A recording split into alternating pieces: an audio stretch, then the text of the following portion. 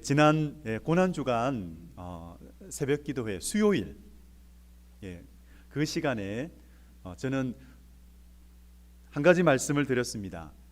임마누엘을 위한 십자가, 이 말씀을 드렸습니다. 다시 한번 우리 성도님들에게 전하기를 원합니다. 주님이 그 십자가상에서 크게 부르짖었습니다. 나의 하나님, 나의 하나님, 어찌하여 나를 버리시나이까. 우리는 그 십자가에서 오직 아버지의 뜻을 이루려고 하시는 온 힘을 다해서 이루어 가신 주님을 보았습니다.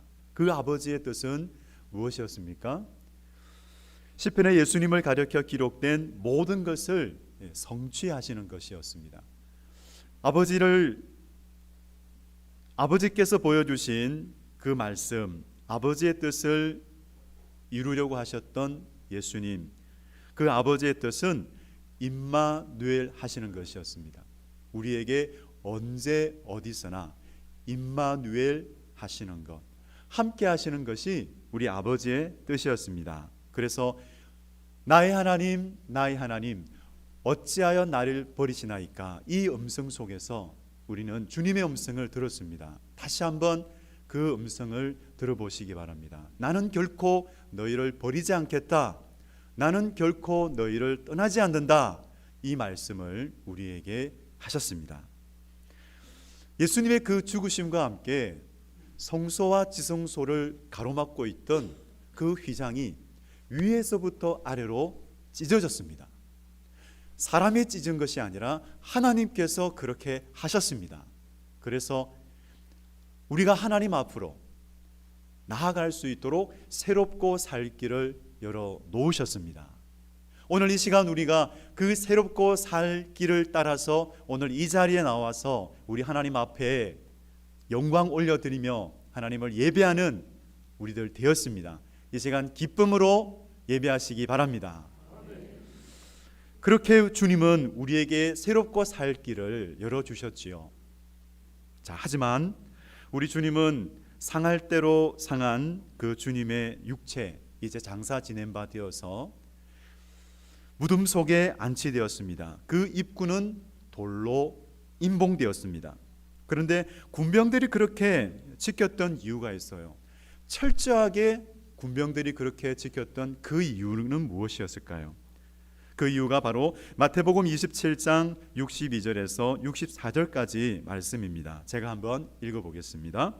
그 이튿날은 준비일 다음 날이라 대제사장들과 바리새인들이 함께 빌라도에게 모여 이르되 주여 저 속이던 자가 살아있을 때에 말하되 내가 사흘 후에 다시 살아나리라 한 것을 우리가 기억하노니 그러므로 명령하여 그 무덤을 사흘까지 굳게 지키게 하소서. 그의 제자들이 와서 시체를 도둑질하여 가고 백성에게 말하되 그가 죽은 자 가운데서 살아났다 하면 후의 속임이 전보다 더 클까 하나이다 하니 빌라도가 이르되 너희에게 경기병이 있으니 가서 힘대로 굳게 지키라 하거늘. 그들은 그 무덤을 굳게 지켰습니다. 그렇게 시간이 흘러갔습니다. 그런데 안식일 후 첫날 새벽이었습니다. 큰 지진이,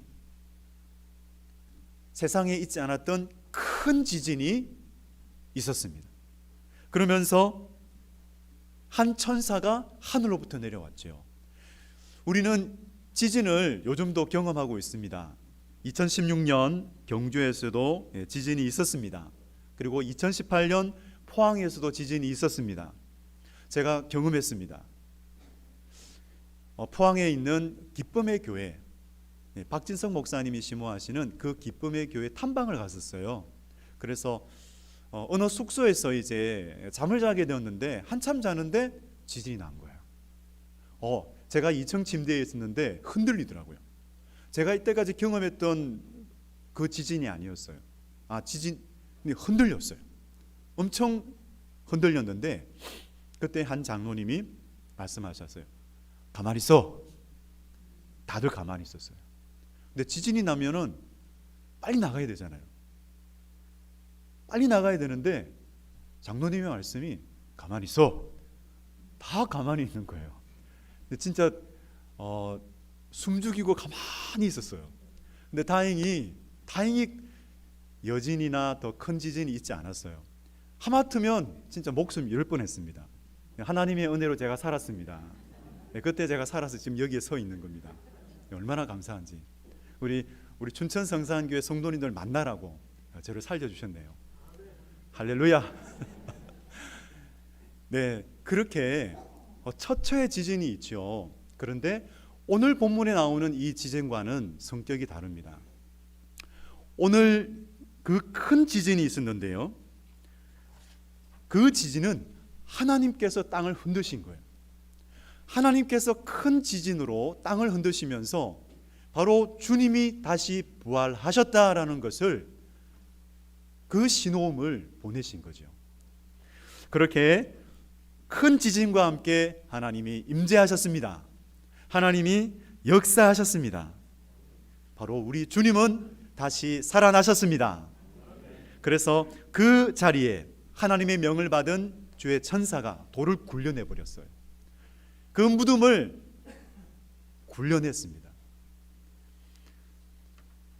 그렇게 하나님께서 역사하신 그 자리, 여러분, 하나님께서 임재하시는 곳에 어떤 하나님의 역사가 일어날까요? 첫째, 하나님께서 역사하시는, 하나님께서 임재하시는 곳에는 살아나는 역사가 일어납니다. 마태복음 28장 5절 6절 말씀입니다. 우리 한번 다 같이 읽기를 원합니다. 시작. 천사가 여자들에게 말하여 이르되 너희는 무서워하지 말라. 십자가에 못 박히신 예수를 너희가 찾는 줄을 내가 아노라. 그가 여기 계시지 않고 그가 말씀하시던 대로 살아나셨느니라. 와서 그가 누우셨던 것을 보라. 아멘. 여러분, 하나님께서 역사하시니까 먼저 주님께서 신령한 몸으로 부활하셨습니다. 그리고 또한 하나님의 복음이 선포되는 곳마다 하나님께서는 역사하십니다. 죄값은 사망이지만 하나님의 은사는 그리스도 예수 우리 주 안에 있는 무엇이라고요? 영생이니라. 그렇습니다. 여러분, 이 시간 여러분들에게 질문을 하겠습니다. 여러분, 회심하셨습니까? 아멘. 여러분, 다시 한번 질문하겠습니다. 과거 우리는 지옥 심판을 받을 죄인이셨습니까? 과거 우리가 죄와 사망 권세에 매여 있었던 죄인이었습니까? 아멘. 만일 이 질문에 아멘, 예 그렇습니다, 이렇게 대답하지 못하시는 분들은 왜 구원이 필요하신가요? 한번 생각해 보시기 바랍니다. 왜 부활의 주님이 필요하신가요? 하지만 이 질문, 우리가 지옥 심판을 받을 죄인이었습니다. 과거에 우리가 죄와 사망 권세에 매여 있었던 죄인이었습니다. 이 질문에 네 그렇습니다, 맞습니다, 이렇게 대답할 수 있다면 오늘 이 주님의 부활은 나의 부활이 되었음을 믿으시기 바랍니다. 내가 진실로 진실로 너희에게 이르노니 내 말을 듣고 또 나 보내신 이를 믿는 자는 영생을 얻었고 심판에 이르지 아니하나니 사망에서 생명으로 옮겼느니라. 죄를 회개하고 주님을 믿는 자마다 부활 생명을 받았습니다. 먼저 영적 부활이 일어난 거예요. 주님께서 그래서 물으십니다. 이 시간 주님께서 한 분 한 분에게 물으십니다. 예수께서 가라사대 나는 부활이요 생명이니 나를 믿는 자는 죽어도 살겠고 무릇 살아서 나를 믿는 자는 영원히 죽지 아니하리니 이것을 내가 믿느냐? 조용하시군요. 이 시간 우리 믿는 자마다 함께 고백하기를 원합니다. 저를 따라서요. 주여 그러하외다. 주는 그리스도시요 세상에 오시는 하나님의 아들이신 줄 내가 믿나이다. 아멘. 아멘 하신 분마다 우리는 부활 생명을 받았습니다. 그것은 주님을 받은 것입니다. 생명이신 주님을 받은 것입니다. 주님이 우리 가운데 오셨습니다. 바로 부활의 주님이 우리와 함께 하신다는 말씀입니다. 그래서 우리는 이제 더 이상 혼자가 아니에요. 더 이상 혼자가 아닙니다. 부활의 주님이 우리와 함께 하십니다. 더불어 살아가십니다. 고통을 겪고 계십니까? 고통을 겪고 있을 때 혼자가 아닙니다. 우리 주님도 함께 아파하십니다. 넘어지셨습니까? 우리 주님께서 일으켜 세워 주십니다. 여러분, 우리 주님께서 지혜를 주시고 용기를 주시는 것을 믿으시기 바랍니다. 나를 있는 모습 그대로 받아주시는 분, 그분이 계시죠. 부활의 주님이 살아나게 하시죠. 이 시간 어떠한 모습으로 오셨던지 이 부활의 주님, 고마우신 부활의 주님으로 말미암아 우리의 마음이 살아나시기를 축복합니다. 회복의 역사가 있습니다.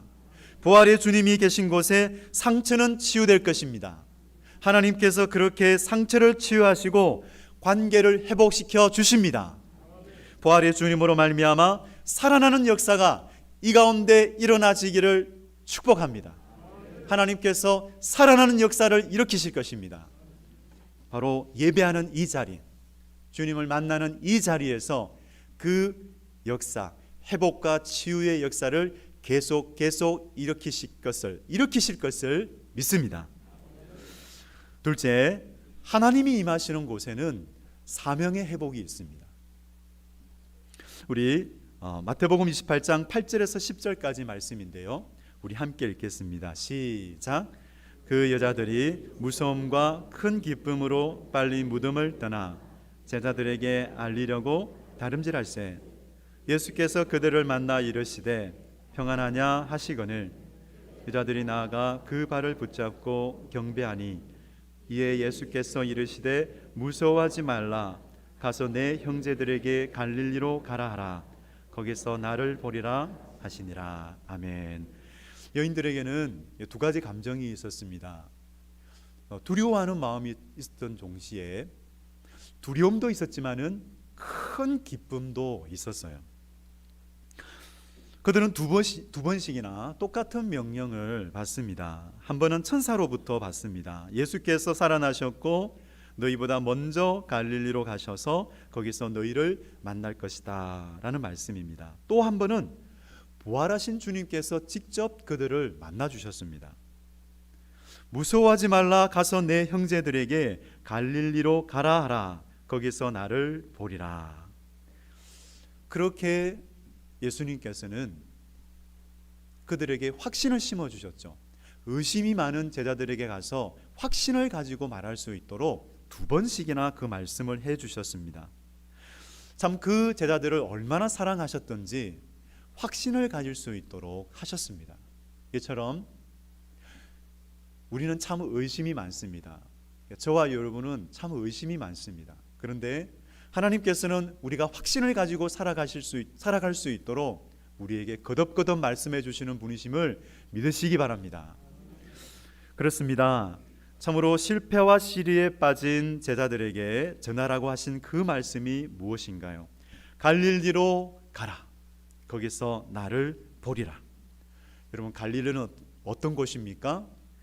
마태복음 4장에 보면은 이방의 갈릴리여 흑암에 앉은 백성이 큰 빛을 보았고 사망의 땅과 그늘에 앉은 자들에게 빛이 빛이었도다 하였느니라.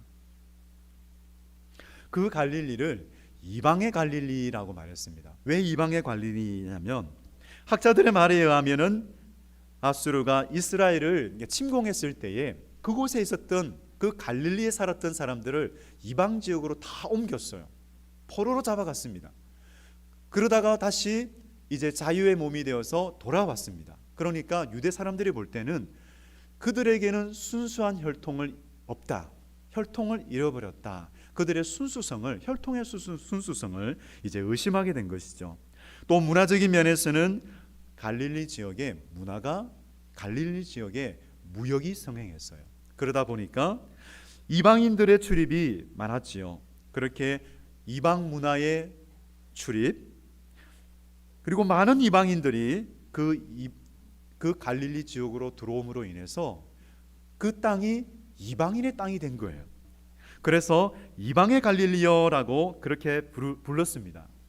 예수님께서는 11명의 제자들을 그 이방의 갈릴리로 부르셨어요. 그리고 말씀하셨습니다. 마태복음 28장 18절에서 20절 말씀까지인데요. 우리 함께 이 시간 함께 봉독하겠습니다. 시작. 예수께서 나와 말씀하여 이르시되 하늘과 땅의 모든 권세를 내게 주셨으니 그러므로 너희는 가서 모든 민족을 제자로 삼아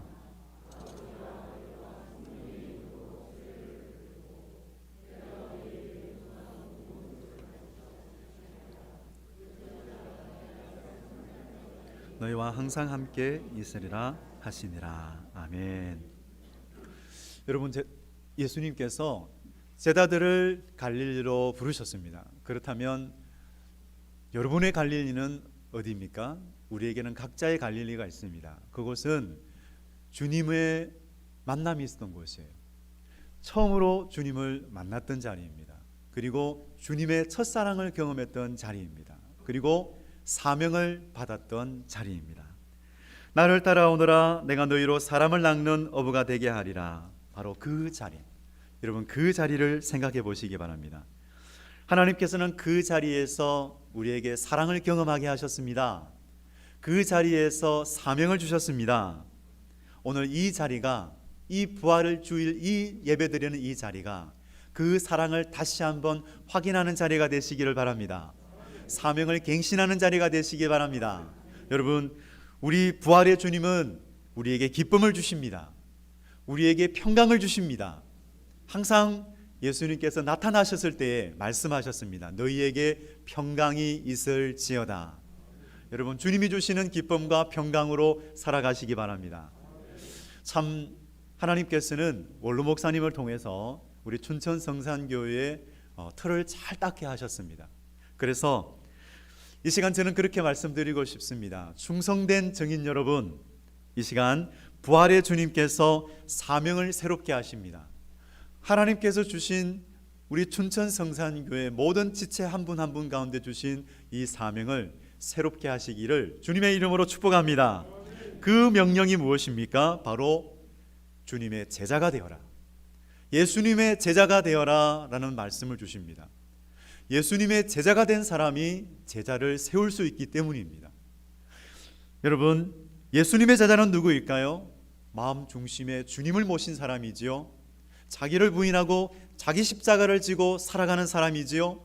바로 그 사람은 주님의 인격을 닮아가게 되고 주님의 능력을 받아 주님의 말씀대로 순종하며 주님이 주신 사명을 감당할 수 있는 사람입니다. 바로 주님의 제자가 되시기를 주님의 이름으로 축복합니다. 단순히 보내는 선교사로 만족하지 마시기 바랍니다. 여러분, 한 사람 한 사람이 주님의 제자가 되어서 다시금 주님께서 보내주시는 그 한 영혼 한 영혼, 주님께서 만나게 하시는 그 한 영혼 한 영혼을 주님의 신실한 제자로 세워나가시는 주님의 충성된 증인이 되시기를 주님의 이름으로 축복합니다. 아멘. 기도하겠습니다. 아버지 하나님, 부활주일 하나님을 예배하며 참으로 다시금 주님의 사랑을 경험하고 주님의 사명을 갱신하게 하시니 감사를 드립니다. 부활 생명을 받은 우리들, 주님이 우리에게 오셨기에 살아나는 역사가 일어나게 하여 주옵소서. 참으로 우리는 혼자가 아니라 부활하신 주님이 우리와 함께 하심으로 모든 삶 속에서 부활의 주님으로 말미암아 풍성한 생명을 누리며 참으로 치유와 회복을 경험하는 우리가 되게 하여 주시옵소서. 하나님 아버지, 참으로 사명을 새롭게 하여 주셨사오니 예수님의 제자로 살아가며 참으로 우리 가운데 참 하늘의 기쁨과 평강을 누리며 살아가게 하여 주옵소서. 참으로 주님의 인격을 닮아가는 사람, 주님의 능력과 사랑, 주님의 능력과 말씀대로 살아가는 사람, 아버지 주님께서 참으로 우리를 제자